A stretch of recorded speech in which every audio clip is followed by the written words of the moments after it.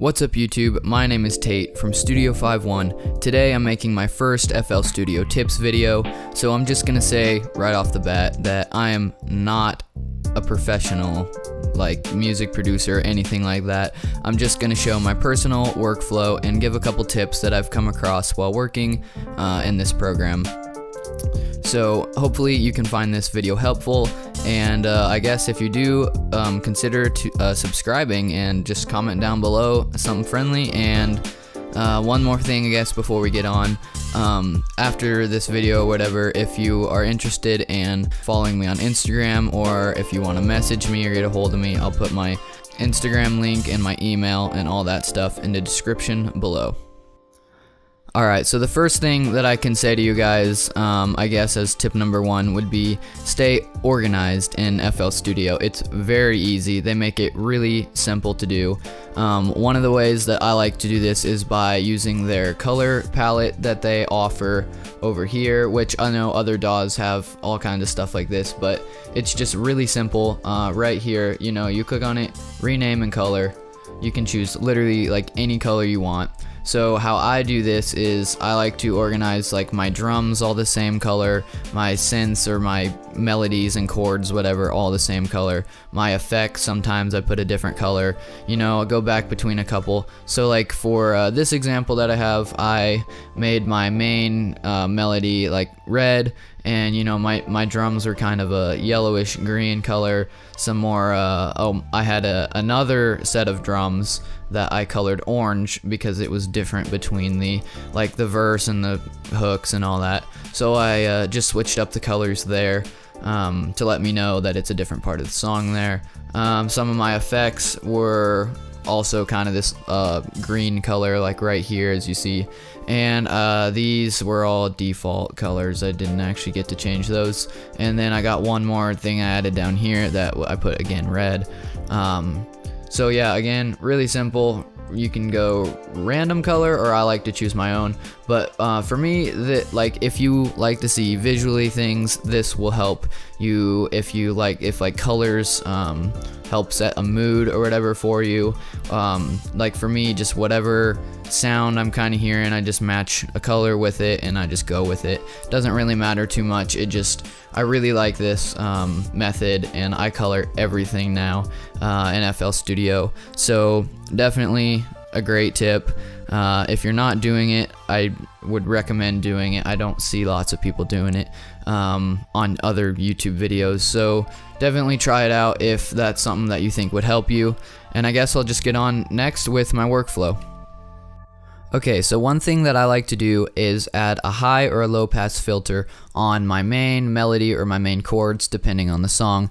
So this is a pretty good technique that divides out your verses and your hooks without having to add a bunch of extra sounds that might not really fit into your beat. So I'll play a quick sample here of just my melody, and then I'll play the whole thing, all of the instruments next. So what a high pass or a low pass filter does is it just takes out some of the additional high pitch or lower pitch frequencies. So this is what I've got going on now, and when it gets to the hook, all of the frequencies are going to come back in, and it's going to be a little bit louder, and basically just make your hook or your chorus or whatever, it's just going to make it like pop. It's going to be there, and the listener is going to know.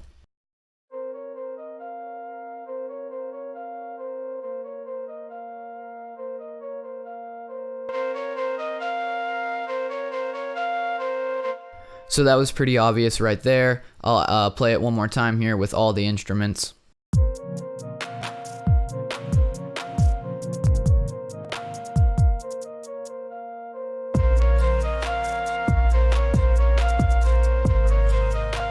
So there you go, just like that, really easy way to bring out your chorus, and you don't really have to do a whole lot of extra work or add a bunch of sounds that don't really fit in. So definitely would recommend to do something like that on certain kinds of beats. So yeah, just go ahead and try it out for yourself. Alright, so another thing would be for mixing. So mixing is probably like the most important thing in creating like an overall beat or a song. So you know, you don't want to have one sound too loud or the wrong effects on that sound and just have it ruin the whole experience for the listener or just for your whole song. So basically, personally, I use like really simple effects, just a couple typically, and really simple plugins. Most of them are that just came with the program when you get it.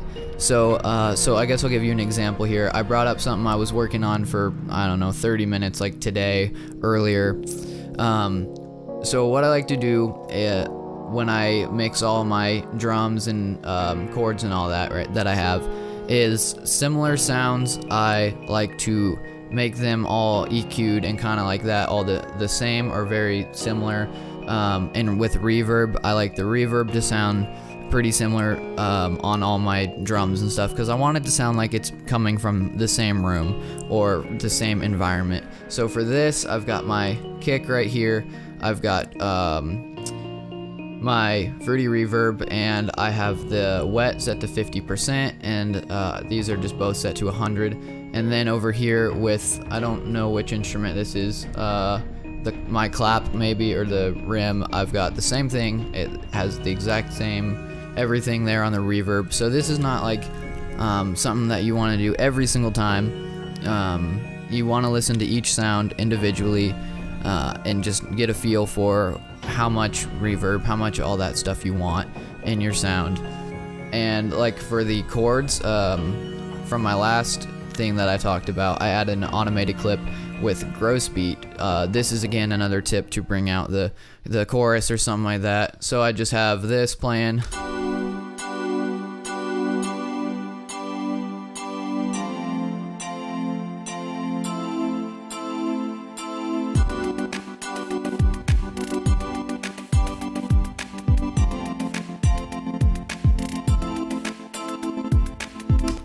So that the gross beat is just an effect that you can put on, and I just wanted to only bring it in on my chorus right here.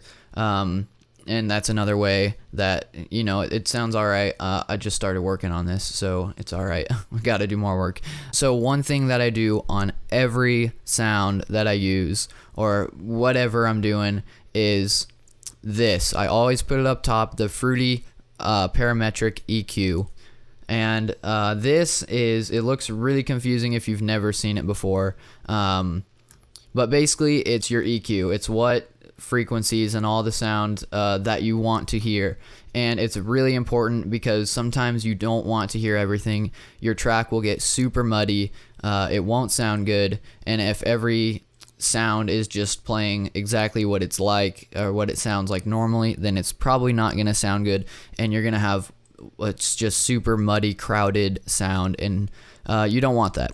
So I put that on every single sound. Sometimes I don't do a lot because you don't have to, and sometimes I adjust things a ton, and really it's just up to your preference. So for my kick here, I just took out all of the high frequencies because I didn't want them past anything past like way up here, because that's not really what you're going for on the kick. So around 70 hertz down here, I boosted the bass, so this is the low frequencies, and it just brings it makes the kick a lot more you know, you really hear the lower frequencies more, especially if you have some like a subwoofer or anything kind of like that. So very important. I actually do that on the master track typically. When I'm done, I'll just add it. Where is it? I'll just add something like this, and I will usually I'll drop about 30 to 25 hertz because I don't want all that sound. You can hardly hear it. You probably don't even have speakers that can play that low, so you don't really necessarily want to hear all that in your song unless you have a super just like 808s that are way low, all that crazy stuff. So I usually put this at about 25, which is very low. And then for the number 7 knob here, I right over here is how steep you want the incline. I just bring it all the way to the end and drop it off. That's just personal. You don't have to do that. The only thing that's out way up this high is typically part of the hi-hat, maybe your clap, or if you have any weird sounds in there that are really high frequency. then they'll be up here. But if you drop it off at the very end, it's typically not that bad. Again, lots of speakers or your little tweeters or headphones or anything don't really pick up this frequency way up here that well anyways, so it's not a huge deal. And then you're just cutting it out so they're not trying to play something that they can't, and it just sounds, I guess, better for the majority of people. Alright, so my last mixing tip that I would have for you guys would be the all the levels for your each different sound that you have. It's really important that you make each sound good to you, what you think it should sound like. You don't want your kick to be 125%, because like it's gonna be way too loud, and unless you're listening in like some car with like 4 18-inch subwoofers back there, then it's probably not gonna be that good for like everybody else. It's just not gonna sound good.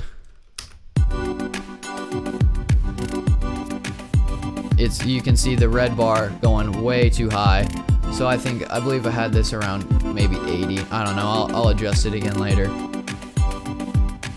But there you go. Again, you don't want any, and if you have your sounds too low sometimes, especially for drums, if your drums are super quiet, your songs or your beats are not gonna hit like you want them to. So you want to get a pretty good balance. You're gonna want to keep in mind all the people, like what they're gonna be listening on, because you don't want to have way too much bass. You don't want to have super high frequencies, and so it's just super annoying to listen to.